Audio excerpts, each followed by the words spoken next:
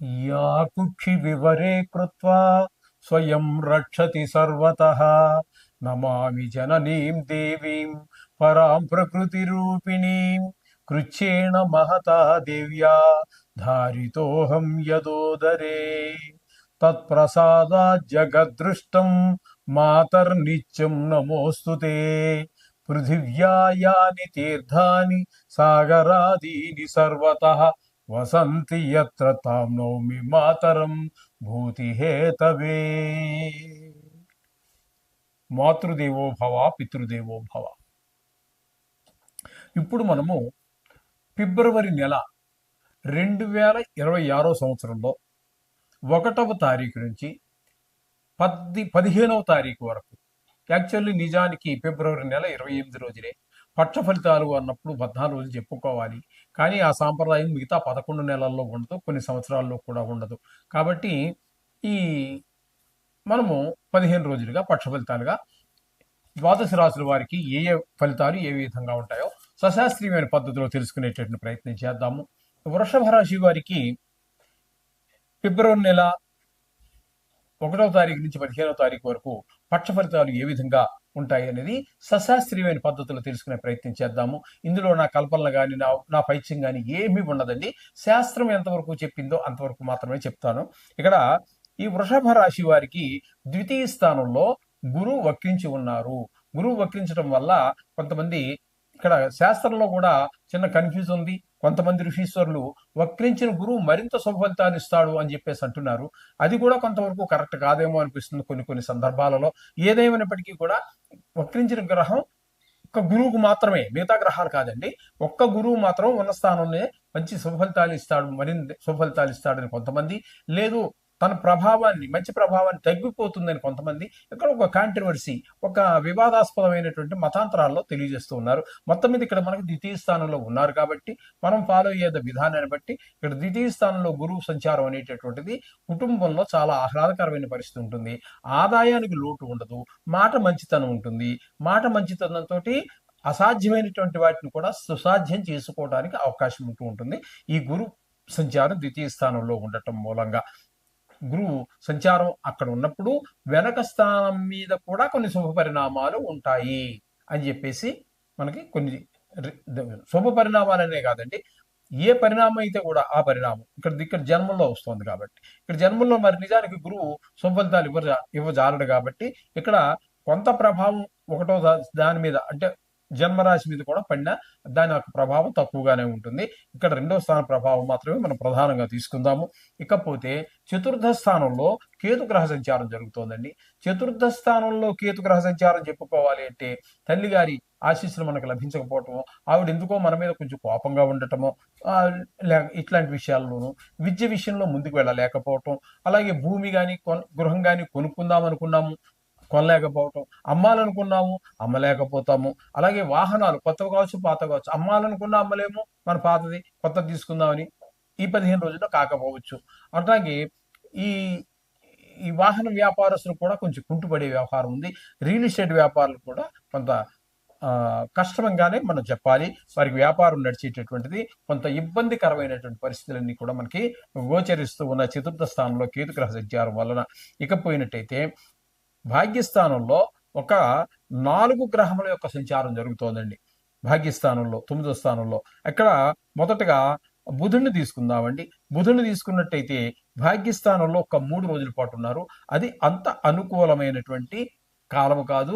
మనకి కొంచెం ఎంత మిత్రుడు మనకి అడ్డుపడతాడు అనుకున్నప్పటికీ కూడా అతను మనకి అడ్డుపడనటువంటి పరిస్థితి కనబడుతూ ఉంటుంది. అంటే మనసా వాచా కర్మణ అడ్డుపడడం అంటే మనకి సహాయం పడడం, కష్టంలో సహాయపడడాన్ని అడ్డుపడడం అంటారు. ఆ కష్టానికి అడ్డుపడడం అనమాట. ఆ విధంగా బుధుడు ఇక్కడ మనకి భాగ్యస్థానంలో అనుకూలమైన ఫలితములను ఇవ్వజాలడు. తదుపరి ఆయన సంక్రమణం చెంది ఆయన కుంభంలోనికి, అంటే మనకి దశమ స్థానంలోనికి ప్రవేశిస్తూ ఉన్నారు. దశమ స్థానంలో బుధుడు చాలా బాగా యోగిస్తాడు. వృత్తి కారకుడు కూడా ఆయనే కాబట్టి ఆ దశమ స్థానంలో ఆ బుధుడు 12 రోజుల పాటు ఉంటారు. ఆ 12 రోజులు వ్యాపారం దేదీప్యమానంగా జరుగుతుంది, మంచి లాభాలు వస్తాయి.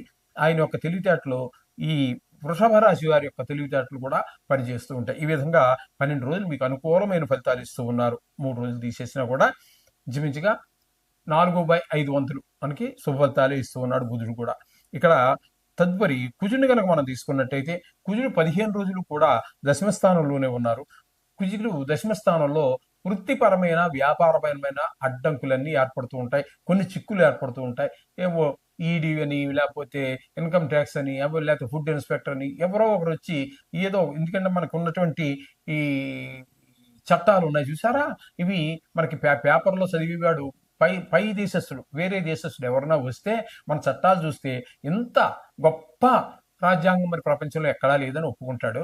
కానీ ఆచరణలో ఏంటనేది మనకు తెలుసు, అనుభవిస్తున్నాం కాబట్టి శూన్యం. ఇక్కడ ఈ కుజుడు ఈ 15 రోజులు ఇక్కడ మనకి అనుకూలమైన ఫలితం అయితే ఇవ్వజాలరు. ఈ 15 రోజులు కూడా వృత్తిపరమైన ఆటంకాలే ఏర్పడుతూ ఉంటాయి. 9వ స్థానంలో ఉన్నప్పుడు ఈ కుజుడు మనకి వృత్తిపరమైన ఆటంకాలే కాకుండా తండ్రి గారి ఆరోగ్య విషయంలోనూ, అలాగే దేవాలయ దర్శనాలు, ఇటువంటి వాటికి కూడా కొంచెం ఆటంకాలన్నీ ఏర్పడుతూ ఉంటాయి.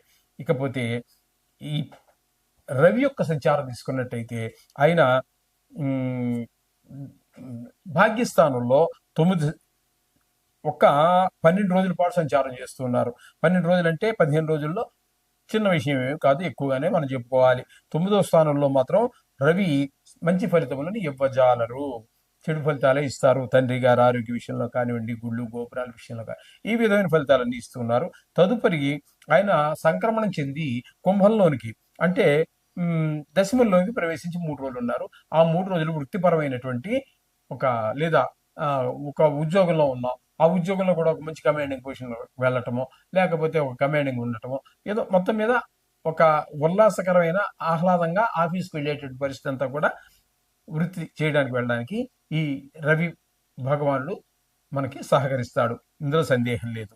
ఇకపోతే శుక్రుని యొక్క సంచారం తీసుకున్నట్టయితే భాగ్యస్థానంలో 9 రోజులు, దశమ స్థానంలో 11 రోజులు, 15 రోజులు. ఈ 15 రోజులు కూడా మీకు భాగ్యస్థానంలో కానివ్వండి మంచి అదృష్టం, అలాగే దశమ స్థానంలో వృత్తిపరమైనటువంటి మొత్తం శుక్రుడు మొత్తంగా 15 రోజులు కూడా మీకు అనుకూలంగానే ఉన్న కారణంగా షేర్ మార్కెట్లో పెట్టేవారికి, సినిమా రంగంలో ఉన్నటువంటి వారికి, అలాగే ఈ టీవీ రంగంలో ఉన్నటువంటి వారికి, సోషల్ మీడియాలో ఉన్నటువంటి వారికి, వీరందరికీ కూడా చాలా అనుకూలమైన కాలంగా శుక్ర భగవానుడు కనిపిస్తూ ఉన్నాడు.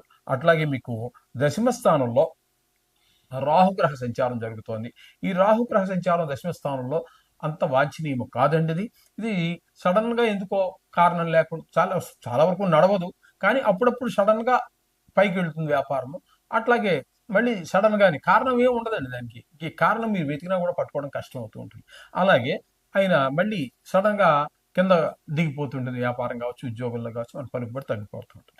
ఈ విధమైన ఫలితాలన్నీ కూడా రాహు వల్ల కలుగుతూ ఉన్నాయి. రాహు మనకు అనుకూలంగా లేకపోతే మనకి ఈ దోమలు, ఈ బొద్దింకలు, తేళ్లు, జర్లు ఇట్లాంటి విషక్రిముల వల్ల కొన్ని ఇబ్బందులు ఏర్పడేటువంటి అవకాశం మనకి గోచరిస్తూ ఉన్నదండి. ఇకపోతే ఏకాదశ స్థానంలో శని భగవాన్ యొక్క సంచారం చెప్పుకోవాలి.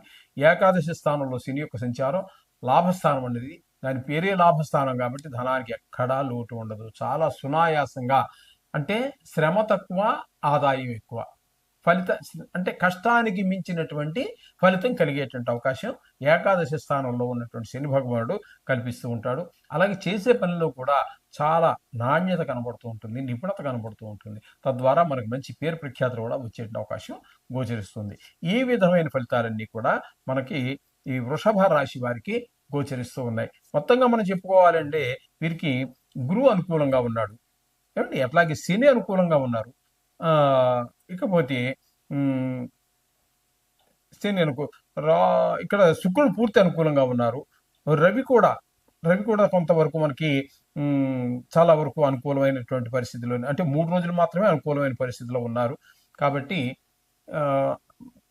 శుక్రుడు పూర్తి అనుకూలుడే.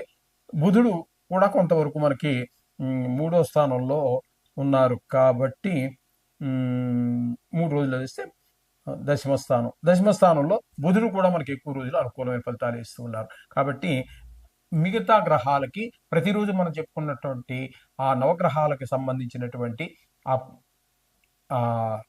శ్లోకాలు పఠించండి. అలాగే ఇంకా ఎక్కువగా గ్రహాలు ఎక్కువగా ఉండి మనల్ని పీడిస్తూ ఉన్నట్టయితే మనకు అదృష్టం కొద్దీ 15వ తారీఖు మహాశివరాత్రి వస్తోంది. ఆ శివరాత్రి రోజున కనుక శివుడికి అభిషేకం చేసుకోవటం కానీ, చేయించుకోవటం కానీ, లేదు మంత్రాలు రావు నాకేం కంగారు పడక్కర్లేదండి, మీకు నమ్మకాలు చమకాలు ఇవన్నీ అవసరం లేదు, దేవుడికి రాని భాష లేదు, కాబట్టి మీరు ఒక చెంబుడు నీళ్లు తీసుకెళ్ళి శివలింగం ఎక్కడ ఉంటే అక్కడ, లేకపోతే మీ ఇంట్లో ఉన్నా సరే ఒక చెంబుడు నీళ్లు పోయండి, దొరికితే ఒక మారేడో పత్రం తీసుకుని ఆయన శిరస్సును పెట్టండి, వీలైతే ఒక అరటిపండు కొబ్బరికాయ నైవేద్యం పెట్టండి, మీ మీ వచ్చిన భాషలో, మీకు తెలిసిన భాషలో ఆ దేవుని ప్రార్థించండి. మీ కష్టాలన్నీ ఆ నవగ్రహాలకు సంబంధించే కాదండి, జీవితంలో వచ్చే అనేక రకాల కష్టాలన్నింటికి కూడా ఆయనే పరిష్కారం చూపిస్తాడు. శుభం భూయాత్.